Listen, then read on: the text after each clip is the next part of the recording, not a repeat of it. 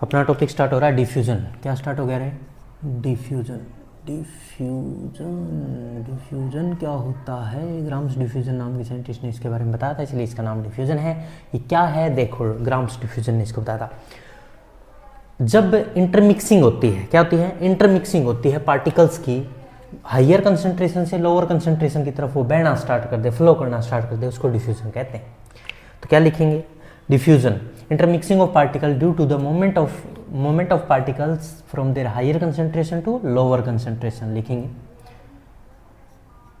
Intermixing of particles, intermixing of particles,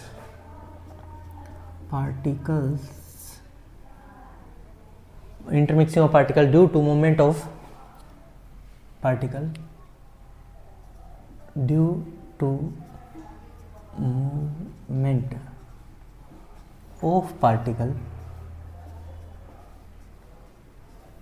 from higher concentration to the lower concentration.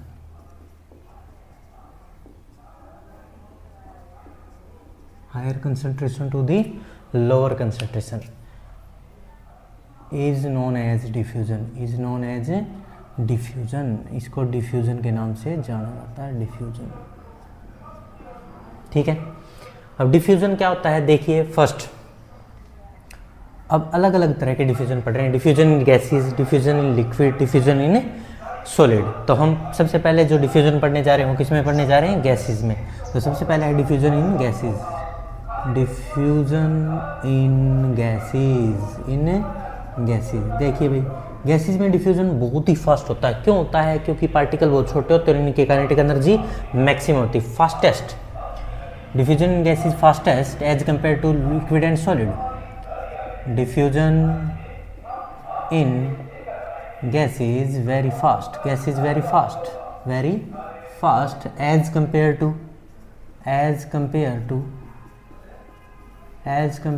solid and liquid. Solid and liquid से इसमें diffusion fast होता है because kinetic energy of gas particles very high.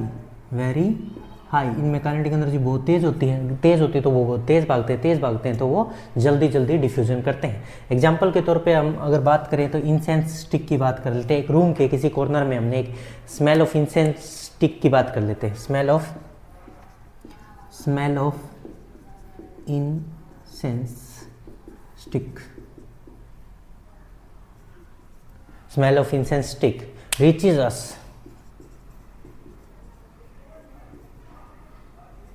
or intermixed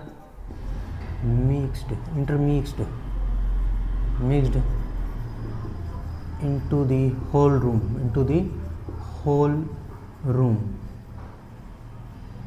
due to diffusion of gas, due to diffusion of smell of gas की smell है वो इधर उधर diffuse हो जाती है, उस वजह से वो पूरे रूम में फैल जाती है। कोई डाउट है? और हम तक भी पहुंचती है और पूरे रूम में भी फैलती है, इसमें कोई डाउट नहीं है। अब बात करते हैं सेकंड, डिफ्यूजन इन लिक्विड। किसकी बात करते हैं? Diffusion in liquid. अब बताओ, लिक्विड में डिफ्यूजन फास्ट होगा या गैस में फास्ट था? गैस में फास्ट था, क्योंकि डिफ्यूजन की रेट है वो काइनेटिक एनर्जी पे डिपेंड करती है, भागने पे डिपेंड करती है। और भागती सबसे ज़्यादा कौन है? गैसेस, फिर लिक्विड और फिर सॉलिड की सबसे कम मिलेगी। अरे समझ में आया? डिफ्यूजन रेट्स अगर हम बात करें सॉलिड, लिक्विड और गैस की, डिफेंस में भी लिख सकते थे हम बात। डिफ्यूजन सबसे फास्ट करती है गैसेस, स्लो करता है सॉलिड, और मॉडरेट किस में होता है? लिक्विड में। तो लिखेंगे diffusion in liquid is slow as compare to the gases. Gases से स्लो होगा और fast as compare to the solid. Diffusion in liquid slow as compared to gas because kinetic energy of particles of liquid low as compared to kinetic energy of gas particles। Example की बात करें इसके तो एक example दे दो इसका भी कोई, उसका एग्जाम्पल था स्मेल वाला, इसका एग्जाम्पल दे दो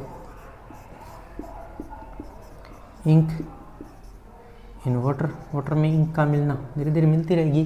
गैसेस से फास्ट नहीं हो सकता वो काम, होता है वो भी जल्दी होता है पर गैसेस से फास्ट नहीं हो सकता। अरे समझ में आया। थर्ड डिफ्यूजन के टाइप पे बात करते हैं। Diffusion of solid, diffusion of solid का डिफ्यूजन सबसे स्लो होगा। Diffusion of solid is slow as compare to solid and gas and liquid because solid particle have negligible kinetic energy, उनके पास लगभग ना के बराबर काइनेटिक एनर्जी होती है। और एग्जांपल की बात करें डिफ्यूजन ऑफ चाक से हम लिखते हैं diffusion of chalk particle into the black board. तो लिखेंगे पहले तो इसके अंदर लिखना स्टार्ट करते हैं। यहाँ diffusion of solid very slow as compare to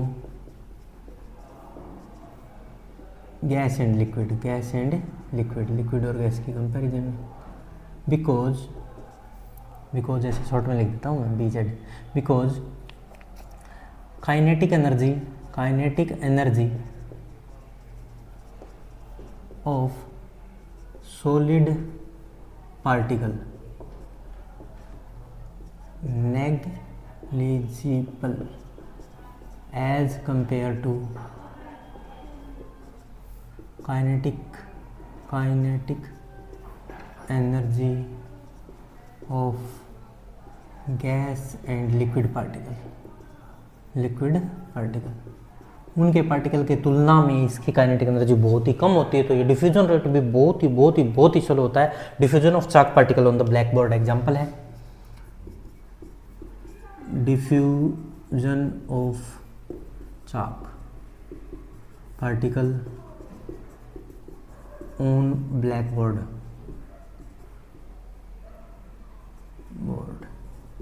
और ये भी बहुत लंबे समय तक अगर लिखा पड़ा रह जाए, वो पड़ा ही रहे लंबे समय तक अगर चाक से लिखा हो तब जाके वो डिफ्यूज होता है। ऐसे आज ही लिखा अभी रफ कर दिया तो वह डिफ्यूज भी नहीं होता, उसको कुछ टाइम चाहिए होता है। अरे समझ में आया। तो डिफ्यूजन से रिलेटेड जितनी बातें थी ये हमने की। अब डिफ्यूजन से रिलेटेड कुछ क्वेश्चंस जो हमसे पूछे जा सकते हैं, पहले ये नोट करें फिर वो क्वेश्चन करें।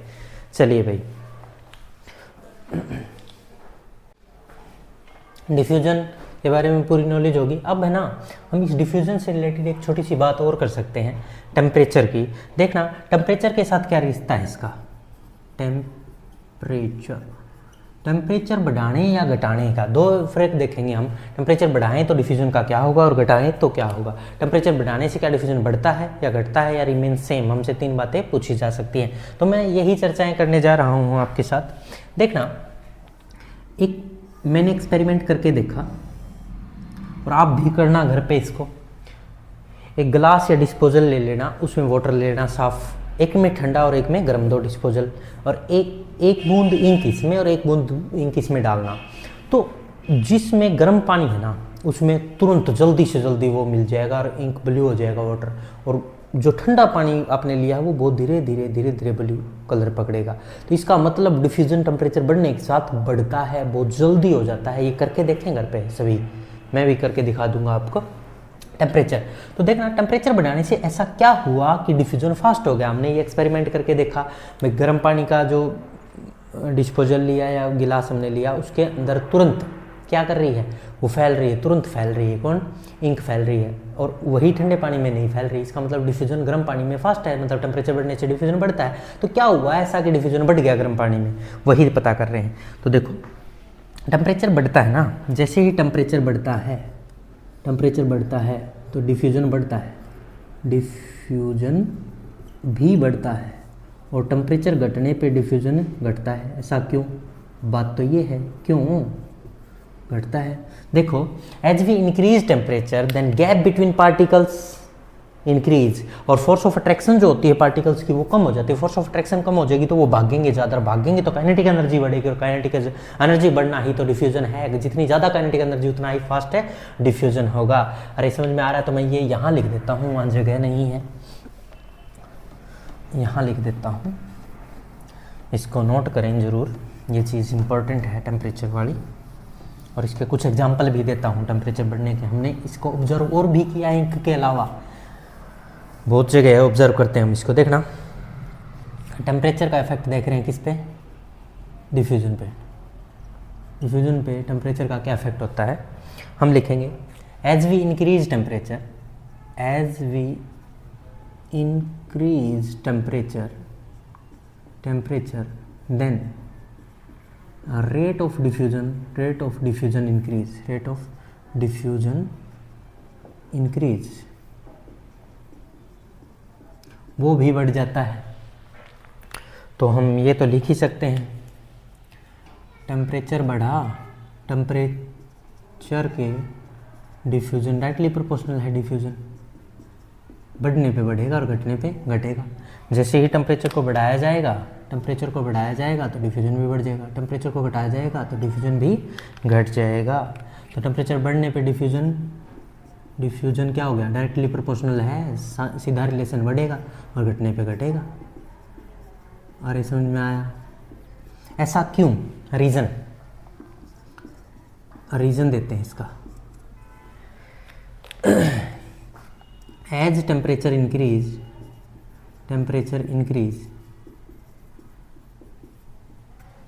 then movement of particles increase because due to temperature की वजह से force of attraction between particle decrease, between particles क्या हो जाएगा रे? डिक्रीज हो जाएगा। उनके बीच का गैप है ज़्यादा हो जाएगा, उनकी फोर्स है वो कमज़ोर हो जाएगी, वो इधर उधर है भागने लगेंगे। टेम्परेचर इंक्रीज होने से मोमेंट पार्टिकल की इंक्रीज होगी, क्योंकि टेम्परेचर की वजह से force of attraction between particle decrease हो गया। So particle have more kinetic energy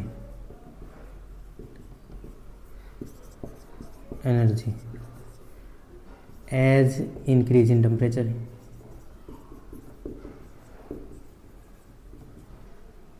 That's why diffusion rate increase, diffusion का रेट भी बढ़ गया, रेट इंक्रीज। इसी वजह से डिफ्यूज़न का रेट भी बढ़ता है, वो तेज़ हो जाता है गर्म करने पे। अरे समझ में आ गया? अब तुम्हें कुछ क्वेश्चंस के जवाब देने हैं मेरे। तुमने एक गर्म खाना देखा, कहीं भी होटल में कहीं भी जाते हो, जीभ पे पानी आने लगता है ना?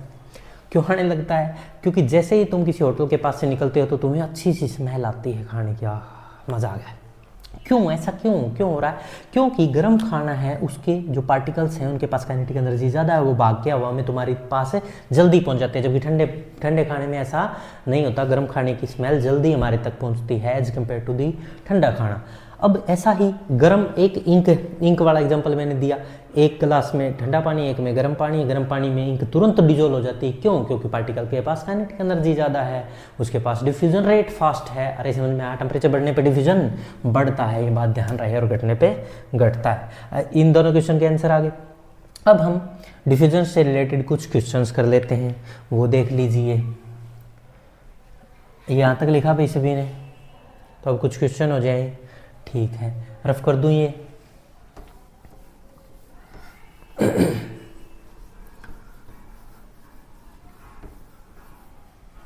ये रफ कर देते हैं, पूरा लिख लिया होगा सभी ने।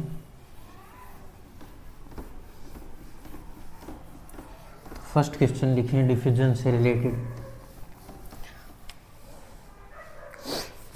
लिखें why it is difficult,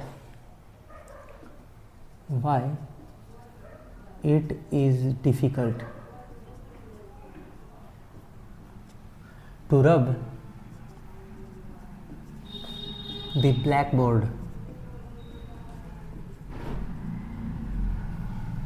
blackboard written by chalk,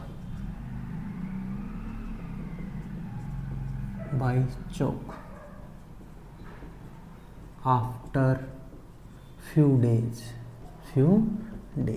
कुछ दिनों बाद अगर हम चौक से लिखे हुए को रफ करते हैं तो हमें डिफ़िकल्टी होती है देर। अब ऐसे करना पड़ता है ना, क्यों ऐसा क्यों हुआ? तो इसका रीज़न है डिफ्यूज़न। इसका आंसर क्या है? डिफ्यूज़न। बस छोटा सा आंसर लिख के छोड़ रहा हूँ, डिफ्यूज़न। तो डिफ्यूजन कैसे आंसर है? लंबे समय तक चौक था, वो इसके ऊपर लिखा पड़ा रहने से वो जो इंक थी वो धीरे धीरे, क्योंकि चौक एक सॉलिड है, सॉलिड बहुत लंबे समय के बाद, मैंने डिफ्यूजन इन सॉलिड बताया, वो बहुत यार ये एग्जांपल दिया था चौक वाला ही, वो बहुत लंबे समय तक धीरे धीरे डिफ्यूज होता है। जबकि गैसेज होती है वो फास्ट होते हैं, लिक्विड भी ठीक ठाक जल्दी हो जाते हैं, पर सॉलिड बहुत धीरे धीरे डिफ्यूज होता है और उसको बाद में लंबे समय तक लिखा पड़ा रहा तो उस वजह से वो डिफ्यूज हो गया और डिफ्यूजन होने की वजह से उसमें डिफिकल्टी आई। तो आंसर है diffusion. Why it is difficult to rub the blackboard written by the chalk after few days? Due to diffusion। Answer है ड्यू टू डिफ्यूजन, डिफ्यूजन की वजह से ऐसा हुआ। नेक्स्ट क्वेश्चन देखेंगे। द स्मेल, वही अभी मैंने बताया था, गर्म खाने से अच्छी स्मेल आती है जबकि ठंडे खाने से ऐसा नहीं होता। The smell of hot sizzling food, ये एनसीईआरटी की लैंग्वेज है। Food, hot sizzling food reaches you several meters away, बहुत दूर, कुछ मीटर दूर हो तो भी आप तक पहुंच जाती है। But get smell of the cold food, get smell from cool food. You have to go close to the food, go close। Why? इसका रीजन दीजिए, ऐसा क्यों? देखो, गर्म खाना है उसमें डिफ्यूजन फास्ट होता है, अभी मैंने पढ़ा डिफ्यूजन। इसका रीजन है diffusion directly proportional to temperature बढ़ने से डिफ्यूजन बढ़ता है, घटने से घटता है। गर्म खाना है तो उसका डिफ्यूजन फास्ट होगा, जल्दी हमारे तक पहुंचेगा, और ठंडा है तो उसका डिफ्यूजन स्लो होगा, वो हमारे तक नहीं पहुंचेगा। अरे समझ में आ गया? तो इसका आंसर क्या देंगे? डिफ्यूजन होता है, डिफ्यूजन है वो डायरेक्टली प्रोपोर्शनल है किसके? टेम्परेचर के, और टेम्परेचर बढ़ा तो डिफ्यूजन भी बढ़ा।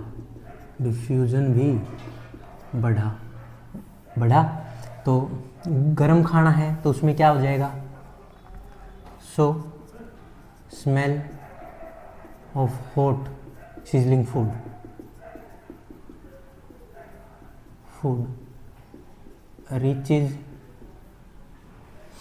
reaches us due to high temperature because at high temperature diffusion rate high, क्योंकि डिफ्यूजन रेट हाई होगा और वो हम तक पहुंच गया। अब इसी को दूसरा जवाब, ठंडे का क्यों नहीं पहुंचा? टेम्परेचर कम तो डिफ्यूजन कम, स्लो, इस वजह से हम तक नहीं पहुंचा। तो लिखेंगे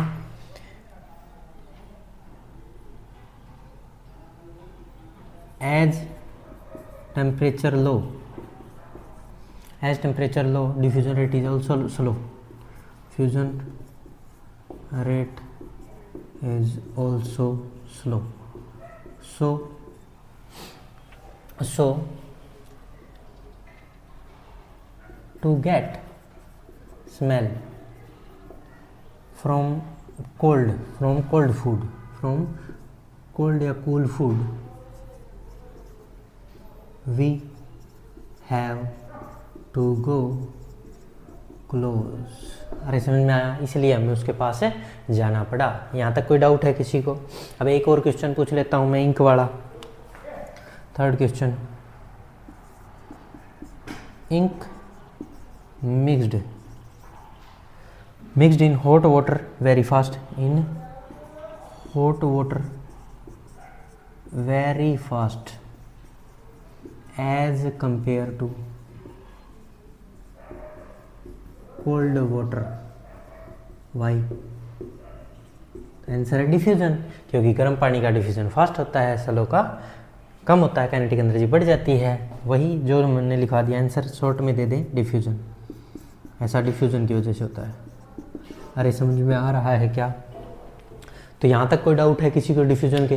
अब कुछ गैसेस की शायद मेरे अकॉर्डिंग कुछ एक दो क्वेश्चन बाकी हैं जो गैसेस से रिलेटेड हैं या फिर डेंसिटी से रिलेटेड हैं, मैंने नहीं करवाया तो मैं करवा देता हूँ। करवा दिया तो भी लिख लेना भैया।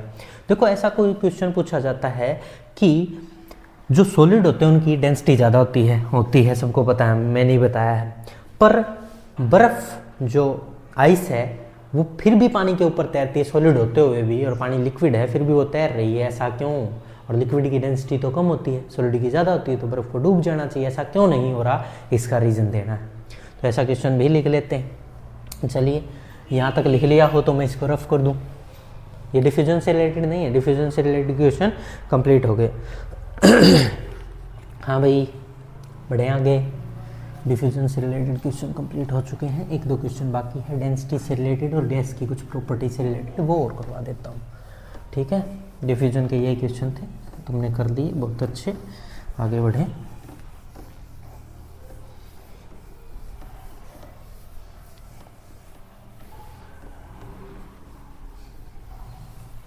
अब लिखें question, liquid generally have low density. Liquid NCERT का ही है, liquid generally have lower density while ice float on the water, जबकि that ice float on water, ठीक है, as compared to solid, as compare to solid, but we have observed ice float on water. Why? ऐसा क्यों? Density ज़्यादा है solid की तो उसको डूब जाना चाहिए, फिर वो क्यों तैर रही है? तो इसका रीज़न है, देखो ये एक्सेप्शन मान लो, अपवाद मान लो या समझ लो थोड़ा सा। जब बर्फ़ जमती है ना, फ्रीज हो रहा होता है वाटर जैसे ही फ्रीज होता है तो जो वाटर के मॉलिक्यूल, बर्फ़ के मॉलिक्यूल होते हैं, उनके बीच में केज लाइक स्ट्रक्चर बनती है। क्या बनती है? Cage like structure. ये क्या होता है? केज लाइक, केज मतलब होता है जाल बन जाता है, एक नेटवर्क बनता है। क्या बनता है? कि नेटवर्क। और नेटवर्क बनता है तो उसके बीच में रह जाते हैं gap, some space between these network. और ये स्पेस आने की वजह से उसका वॉल्यूम इंक्रीज हो जाता है, ड्यू टू स्पेस या gap between ice particles, volume of ice increase,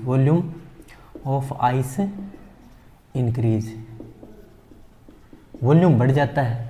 और मास तो उनका दोनों का वाटर जितना लिया उतना ही वाटर सेम ही है, मास की तो बात ही नहीं करें, वॉल्यूम इंक्रीज हो जाता है। और अब डेंसिटी की बात करते हैं। डेंसिटी क्या था? देखो डेंसिटी था मास अपॉन वॉल्यूम। मास तो फिक्स ही है मान लो, वॉल्यूम, और जो वॉल्यूम बढ़ेगा, ये इन्वर्स है ना, उल्टा है, वॉल्यूम बढ़ा तो डेंसिटी घट जाएगी। और इस डेंसिटी के घटने की वजह से बर्फ़ तैरती है। Volume of ice increase, so density of ice decrease as compare to water. That's why ice float on water, on water. इसी वजह से होता है, उसमें गैप होते हैं, उसका वॉल्यूम बढ़ जाता है और उसकी डेंसिटी घट जाती है, उसकी डेंसिटी घट जाती है, वॉल्यूम बढ़ जाती है। डेंसिटी घटने की वजह से वो तैरना स्टार्ट कर देती है। सॉलिड होते हुए भी उसकी डेंसिटी क्या हो जाती है, कम, due to gap space between the ice particles. अरे समझ में आया? ये बहुत इंपॉर्टेंट क्वेश्चन है, ध्यान रहे, नोट कर लें। अब इसके बाद हम कुछ गैस की दो प्रॉपर्टी मैं लिखवा देता हूँ, शायद मैंने ना लिखवाई हो तो मैं लिखवा देता हूँ। गैस की जो प्रॉपर्टी है, एक तो जो गैस होती है जिस भी बर्तन में रखी जाती है उसके पूरे वॉल्यूम को ऑक्यूपाई कर लेती है। दूसरा, गैस के जो पार्टिकल होते हैं वो रैंडम मोशन करते हैं, रैंडम मोशन की वजह से वो आपस में भी कोलाइड करते हैं और जिस कंटेनर में रखा जाता है उसकी वॉल पे भी कोलाइड करते हैं, और कोलिजन कर करके टकरा के वो क्या क्रिएट कर देते हैं, वॉल पे प्रेशर क्रिएट करते हैं। दो लाइनें स्टार लगा के लिख ली जाएं। तो फर्स्ट गैस की प्रॉपर्टी है, जो भूल गया शायद मैं, गैस मैं लिखवा भी दी होगी, gas property. First, particle of gas show random motion, random motion due to random motion, due to random motion gas particle collide with each other as well as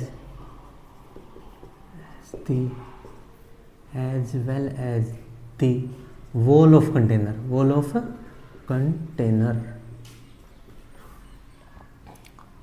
so they exert pressure on the wall of container, अरे समझ में आया?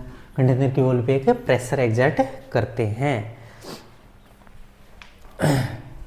First और second, जिस भी container में gas को रखा जाता हो उसके पूरे कंप्लीट वॉल्यूम को फिल कर लेती है। तो लिखें, gas fill completely the vessel in which it is kept. Gas fills completely the vessel in which it kept, जिसमें उसको रखा जाता है उसको पूरी तरह से वो भर लेती है। ये दो प्रॉपर्टी गैस की हैं, इनको ध्यान रखें। और ये सही है, यहाँ तक समझ में आया सभी को? बहुत बढ़िया, लिखें, नोट करें इसको।